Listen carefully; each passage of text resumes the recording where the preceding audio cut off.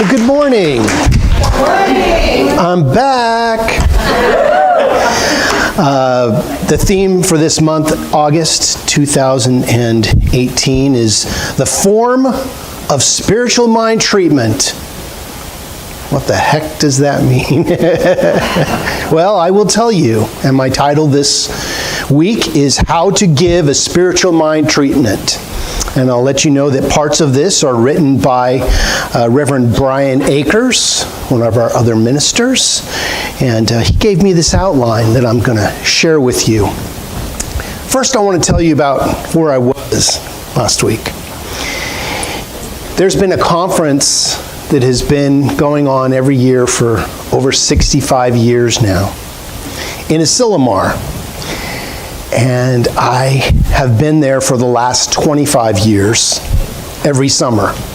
That's what I do. I knew the first time I went there what I was going to do on my summer vacation every year. So I would know the spiritual energetic of that place. And if you have never heard of Asilomar or you've never been to Asilomar, you need to talk to somebody who has. A few of our members did go, and it's an incredible experience. One, it's in Pacific Grove, which is Monterey, California. It's on the coast, so it was beautiful. It's like the woods at the ocean, you know. And then you mix in this teaching with it, and you've got a recipe for a spiritual Disneyland. That's all I can say, is that it's something you want to check into, because it's, I always come back and I'm 6 feet off the ground. I mean, literally, it is transformational. So I wanted to give you that plug. Next week, or next year, it's August 4th through the 8th. They've changed it to the first full week in August 2019. So mark your calendars now. So how do you give a spiritual mind treatment? And what the heck is a spiritual mind treatment? Well, in this teaching, we use a formula called scientific prayer treatment. Now, I want to let you guys in on a secret that you may not know about yourself. You are a mystic. Truly, you are a mystic. How do I know that? Do you have a body? I always ask myself this same thing about, do I have forgiveness work to do? Do you have a body? But each one of us is a mystic. You have decided to be here on this plane of existence to incorporate your humanity with your spirituality. We've been given these things called spacesuits, these bodies that allow us, to breathe and to eat, to digest and to heal ourselves and to heal each other.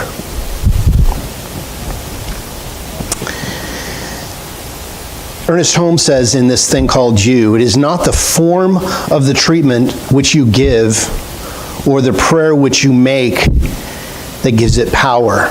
Rather, it is your faith. What is your faith?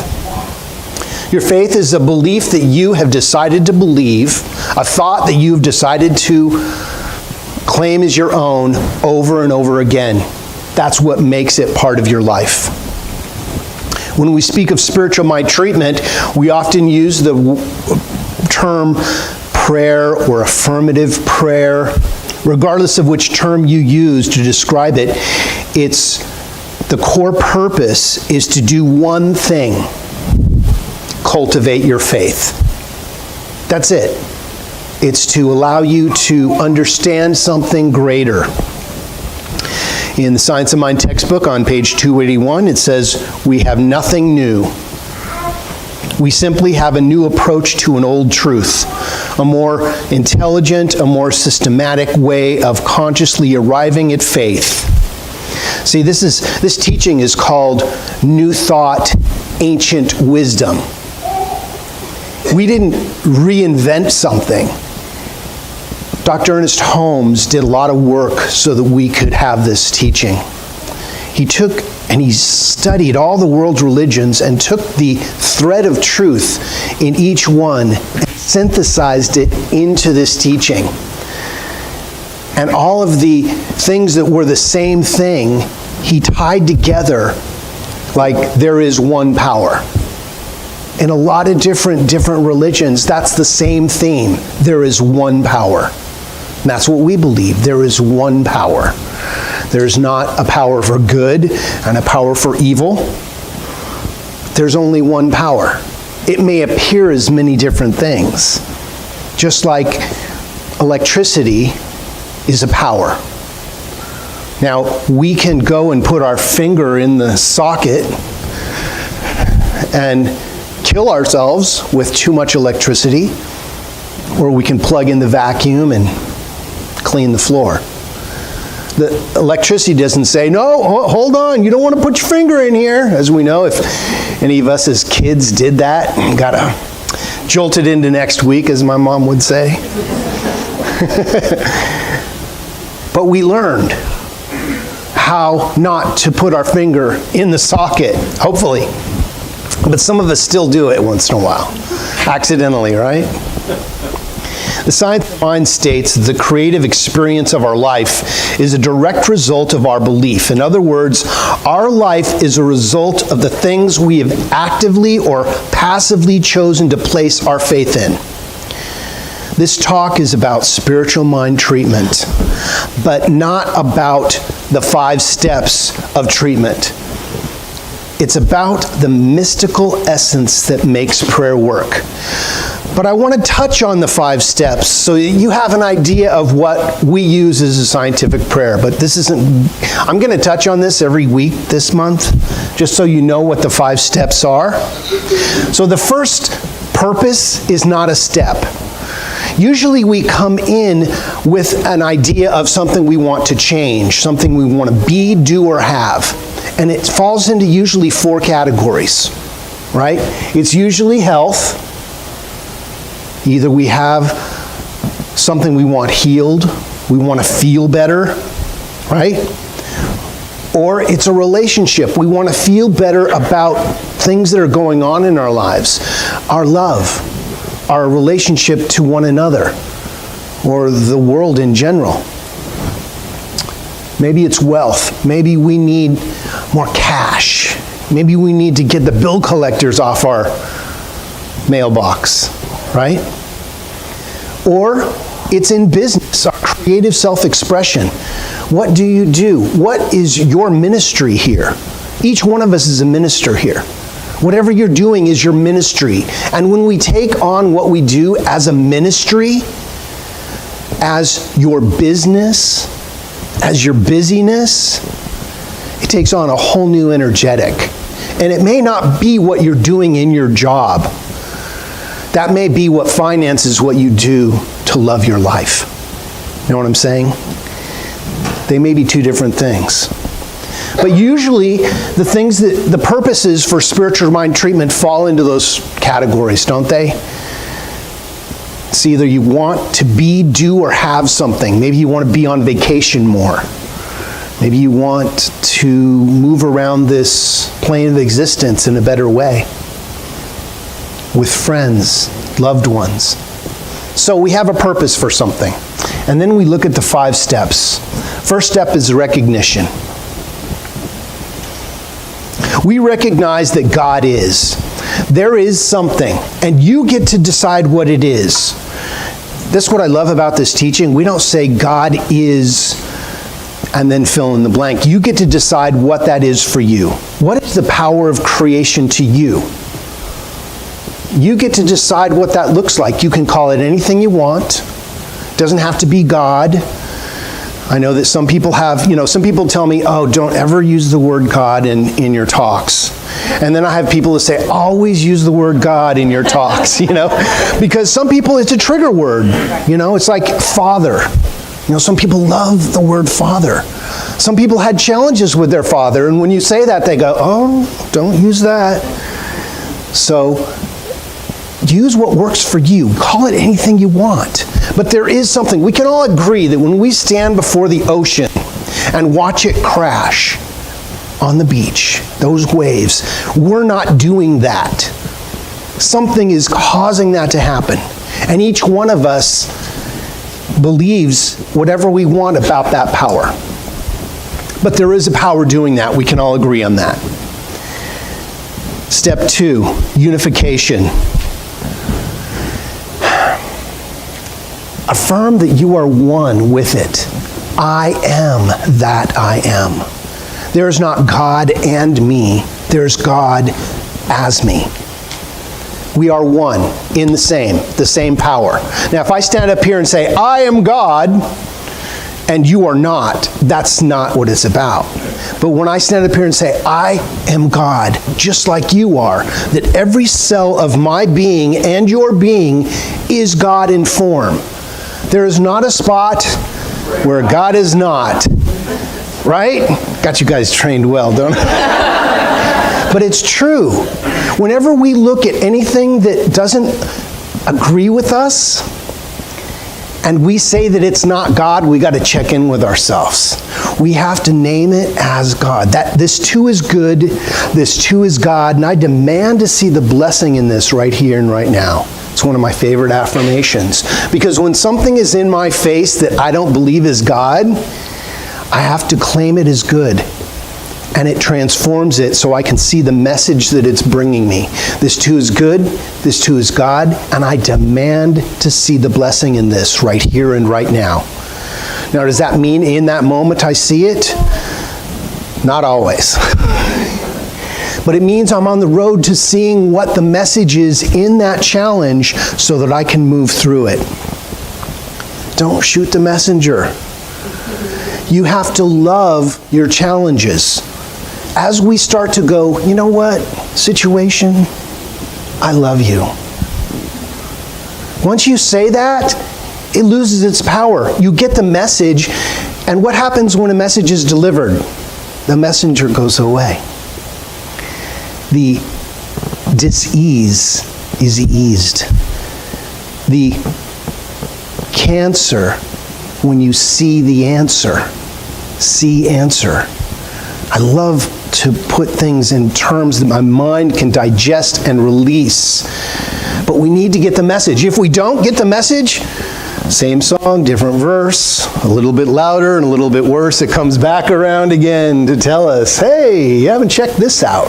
So we need to pay attention. Which brings us to step 3. We realize that what we are treating for is already done. Whatever you're treating for, how does it feel to be healthy now? And this is the key. How does it feel to be healthy now? How does it feel to be wealthy now? How does it feel to be in the perfect relationship or expressing your perfect creative self-expression? How does it feel? You know, I used to say, I want to feel rich.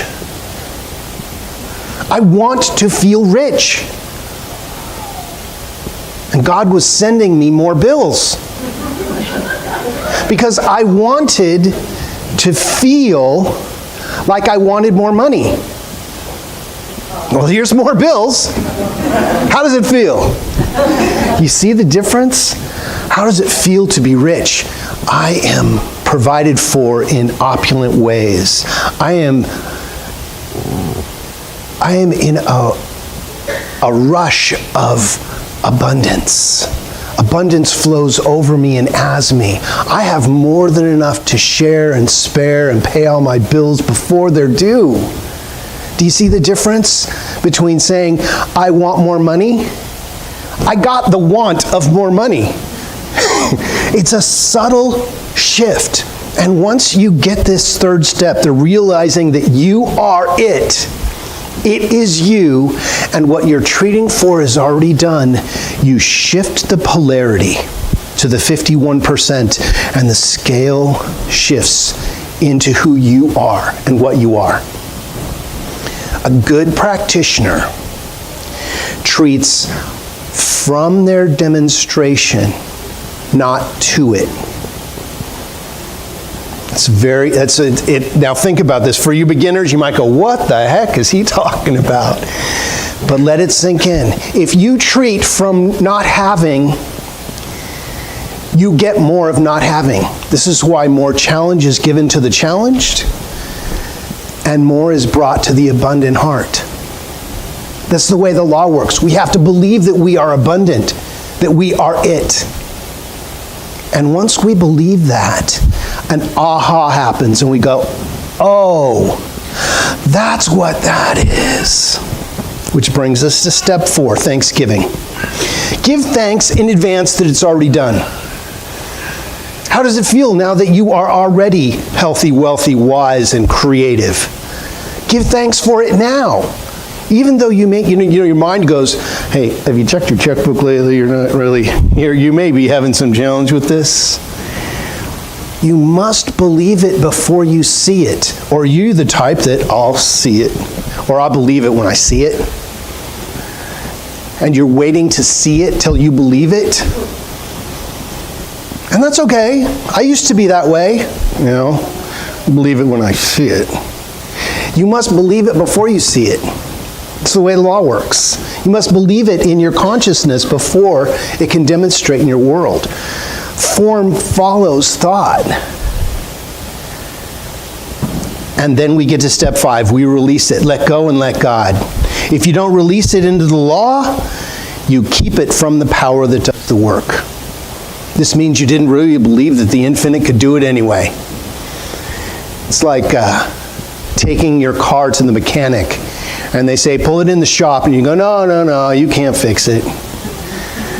You got to pull it in the shop. You got to give it over to them so they can check it out, right? And usually they don't want you sitting in there watching them work. They don't condone sitting there and helping them, handing them tools, right? They want you to go in their lobby and go, have a coffee while they figure it out. Treatment or affirmative prayer is a scientific tool that we use to shift and move our faith from those things that no longer serve us to those things that we desire.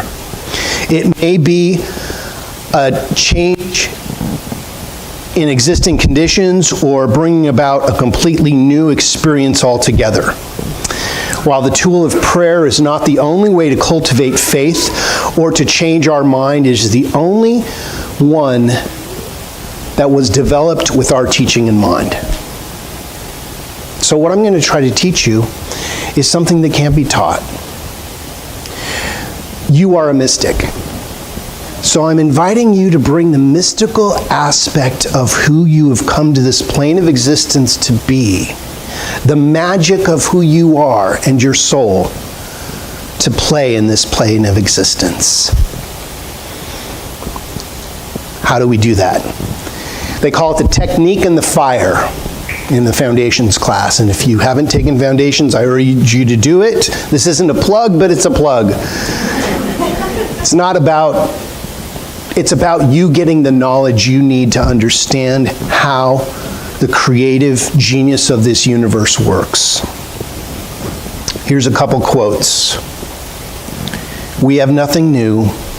We simply have a new approach to the truth, a more intelligent, more systematic way of consciously arriving at faith. Enter into a feeling of assuredness that comes from a consciousness of divine presence. So I can talk about this technique. I can tell you to go sit by yourself and contemplate the universe. But the fire that comes from the technique is yours. If you've ever had an aha experience, if you've ever had a quantum leap of consciousness where you felt that you were one with all that is, that's what I'm talking about. And if you haven't, stay tuned, because you're in for it. And I for those of you that may have not had that experience yet, I'm so envious of you, because you are on the precipice of a completely new experience and a way of being. And this world is on the threshold of a completely new experience. You know, the old wine sacks can no longer hold the new energy that's coming our way. We have a new energetic that is coming to us. And this teaching is on the forefront of understanding how to use these new principles. Prayer or treatment is not special in any way. No individual is better at prayer than anyone else. There is no right or wrong way to pray.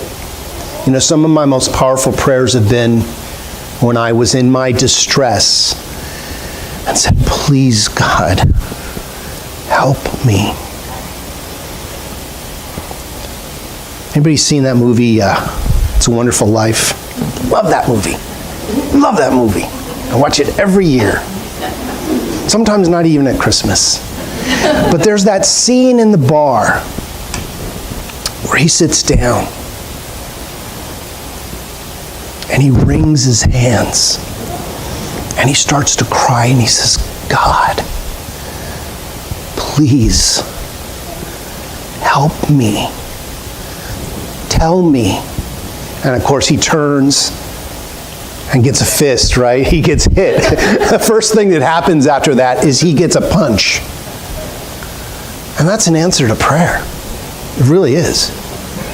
I mean, really, if you look at the movie in that text and see that scene, I play that scene over and over again because Jimmy Stewart's doing a prayer that's felt so deep. I mean, we've all cried at that moment because we've all felt that. We've come to the edge of what we know, and we have to hand it over and go, God, please, show me the way.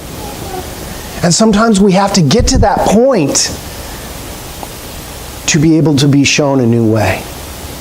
You know, I was hit by a 2x4 in one of my first, I mean, not literally, but boy, it felt like it. You know, when something happened to me that I had to look at my Creator in a whole new way. And now I ask for it to come in the form of, you know, angel wings and butterfly kisses. Because don't ask for a 2x4, but sometimes this is what it takes. But I ask to know through gentler means, because we can get the information, but sometimes we need to be jarred into the next plane of existence sometimes to get the message. But I don't invite you to do that. I invite gentler means. So, well, many often imagine that prayer is an attempt to invite the universe to do what we are incapable of doing. In actuality, it is a matter of aligning our mind with the unifying faith in the idea that we more embody a new thought. We more embody a new thought. There is a way. We just have to find that way. The more directly the universe responds to us in kind. We must always accept what is ours to do. I didn't like this when I first learned about it. I was like, what is mine to do? I just pray to God and it's done. We treat and we move our feet. We can, pray and then sit in front of the television and wait for it to happen, right? But if you're looking for a job and you just pray, that's a really good start. But fill out a couple applications. I mean, come on, help this thing along, right? If you want to get better, go see a doctor that might have some medicine that could help you get better quicker. We pray as we dial 911, right? This is the way we merge the universe with the physical realm. So we must feel the truth of who we are deep in us and then let it guide us. Listen to what's your next indicated step. And if you listen, and then you don't like it, I don't like that step. I don't like that next indicated step. Well, keep asking. And the universe will keep drawing you to that next indicated step. As we commit to our faith in the purity and power of that inner knowing and demonstrate it in our lives, the law responds to our conviction by conforming the world around us to who we have become. When you change your mind, the universe gets very busy reorganizing itself to fit your new understanding of yourself. The world may look like a whole new place. When I first started to get these principles, I was on a friend's boat, Marina Del Rey, sitting in a dock. And I dropped the textbook, and I looked outside, and everything, it was like I was on a trip. I mean, I thought I had taken something, but I hadn't. I had taken information, and everything looked different. A seagull went flying over, and it looked like a shooting star. I just was like transformed by the renewing of my mind. I was catapulted into the next dimension. And each one of us can have that experience as we start to awaken to who we truly are. You aren't here just to get through. You are here to be that shooting star. So in conclusion, so how do you give a spiritual mind treatment? How do you do it? You just do it. You just do it. It doesn't matter what words you use, because the universe doesn't talk in words. It talks in feeling. How does it feel to be healed? How does it feel to have the perfect relationship? How does it feel to be abundantly provided for and in the flow of life? Perfect, healthy, wealthy, and wise. You are a mystic. Prayer is simply the tool that helps you focus your attention on your conscious mind so that we may choose what we accept and create in our lives more deliberately and more consistently from one moment to the next. The more we practice it, the better we get at convincing ourselves of the truth. The more convinced we are, the more faith we have. When we practice regularly, it becomes a power tool. It's time to make your prayer a power tool in your life. Again, the key to prayer has less to do with the words and more to do with the feelings. Everything to do with convincing ourselves to have more faith in the good of the universe and the potential of our own divinity. So it is.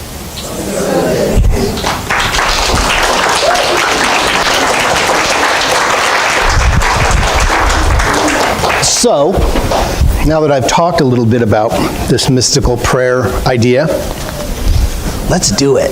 Let's just do it. So I invite you to take a moment to close your eyes if that's comfortable for you, or take a soft focus on the mural or a candle, but bring yourself to that place where you're in the midst of your deeper consciousness. I invite you to bring to the forefront of your consciousness what you believe the infinite is to you. I know that power that creates everything that is right here, sitting in your seat. It is who and what you are. It can be no other way. I know that I am, as everything and everyone is, a divine expression, an outpicturing of the divine nature. So I speak my word of prayer for anyone, anywhere who has ever asked for prayer, be it written or verbal or typed, or perhaps in the subconscious regions of our mind where we just said, God, Please help me with this. And I know that that power has rushed in right here and right now. It has been waiting in quiet repose for our acknowledgement of it. And as we turn to it, it turns into us. It has literally been us all along. But now that we have turned into it, it is activated in our lives in a way that is recognizable, is powerful, and allows the beauty and the wisdom of the universe to evolve within us as who and what we are. How good it is to know that the healing has happened. The revealing of truth is happening now. The connections are being made for the divine demonstration of the law of the wisdom of the universe, and it is happening right here and right now. So I accept the truckloads of good, the wonderful divine experiences of love that are happening for each one of us right here and right now. I say yes. And as I say yes, I know the universe says yes back to each one of us, if that is what we are choosing. So I say thank you. Thank you, divine infinite presence, as my heart overflows with the passion and the power and the wisdom of the creative energy of this universe. I know something wonderful is happening, and I claim it as each one of ours right now. So I let go. I let go and I let God, completely releasing this into that living, loving law of power, where I know that its work is already done. Letting it go, because I believe with all my heart, my soul, and every fiber of my being that it already is so. We affirm it together by saying, and so it is. Amen.